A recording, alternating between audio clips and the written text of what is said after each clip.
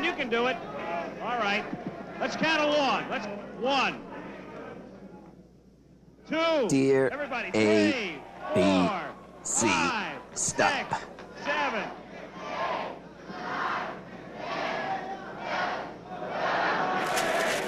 I feel like I'm watching someone's uncle do the hora at a wedding. You know he's going to pull something. 24,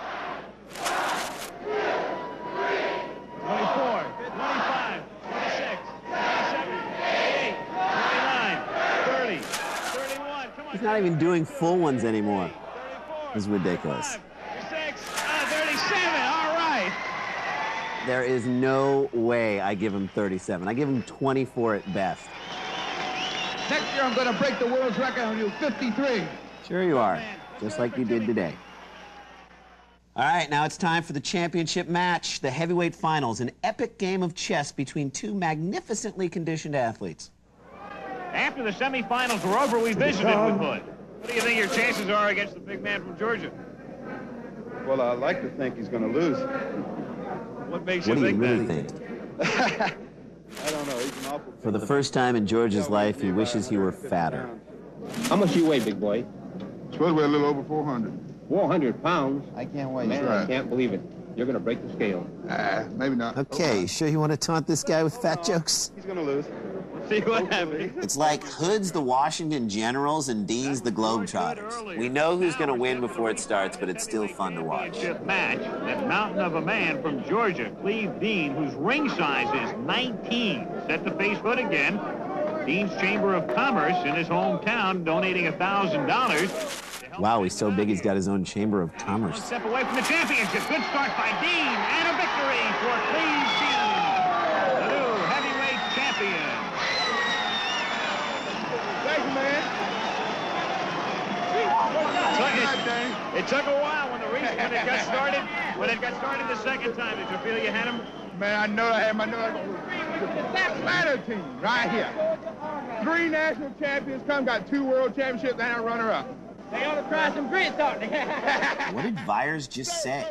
Not even Vyers knows what Vyers just said. Dear ABC, do you believe in resignations? Yes! Stop. True story. Cleve Dean was supposed to be Sylvester Stallone's final opponent in the movie Over the Top, but the producers replaced him at the last minute, saying it would be too unrealistic to have Stallone beat him. Oh, okay, so it's not believable that Stallone could beat Dean in an arm wrestling match, but it is believable that Stallone could win custody of his son just by winning an arm wrestling match, and that his son could learn to drive a tractor trailer in 5 minutes. Oh, makes sense. All right, we'll be back with the final event in our Wide World Potpourri, and I gotta tell you, this will blow your mind, so stay with us.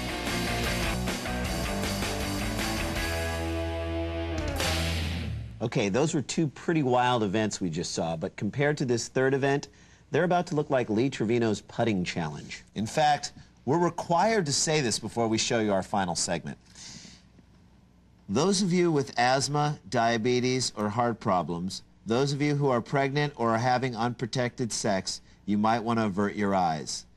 And with that, we give you ice boat racing.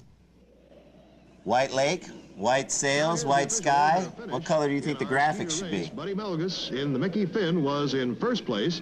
Bill Matson of Madison, Wisconsin in the Honey Bucket was Hey, that's second. Honey Bucket 5 to you, punk. Wayne, Illinois was third in the hot stuff. And the A-boats now are getting into position for our next race. And perhaps here's one of our champions of the future. Here's Danny Bierman. That's Danny Bierman. He's thin as a rail. Lake, Wisconsin, who's made this ice boat all by himself. I'm going to bet Danny has he's no got friends. Ice skates for runners on this one. And probably will be one of our future champions in one of these big boats. And he's certainly got a large contingent of fans out here watching him today. And there he goes, sailing his way into therapy. Oh, 10 and a half.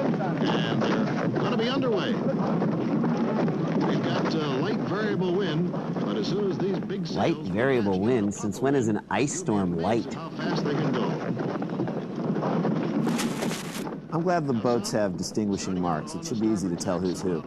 Well, don't worry. If you lose track, the white graphics will come up and straighten everything out. Waiting for these big fellows to move out across this course. Why are these guys going in that direction? And Guys, it's the other way. It's the other way. They can't hear you through the light variable wind. Deuce is moving right away from the Flying Dutchman. She's got a very high rig, and she's catching. I hope the white sail wins. High. Going right by the Dutchman. Notice that strapping on there. The Deuce had its backbone broken, and that's the reason you see some of the windings on the ribbing. What's happening? I don't know. Where are the other 5 boats? I don't know. What's he saying? I don't know. Where exactly are they on the lake? I don't know. Is there a course they have to follow? I don't know. How do you win this thing? I don't know. Now over on the starboard tack. Come on, melt. Come on, melt. This is the lamest IMAX movie ever.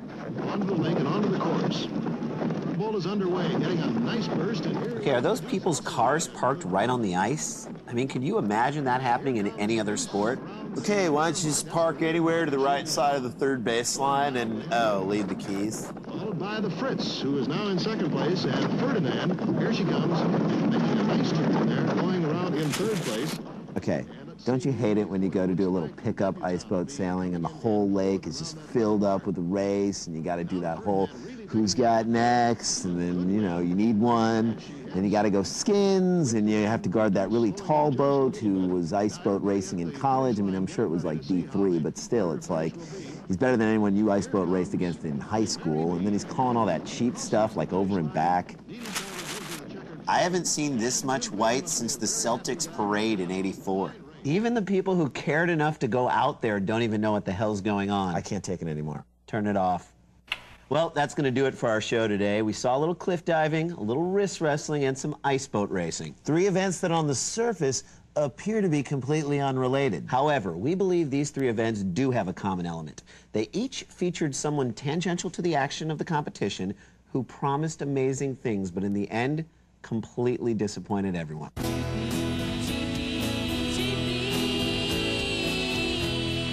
There was Ann Peterson, who totally Petersoned out.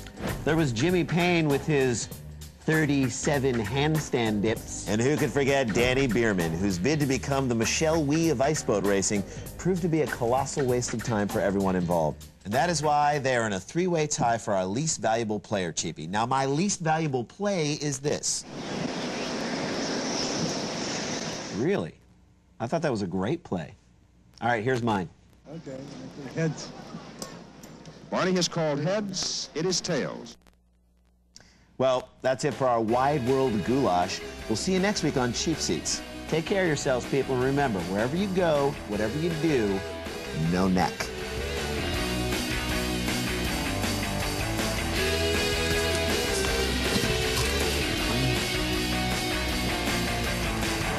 Sunday.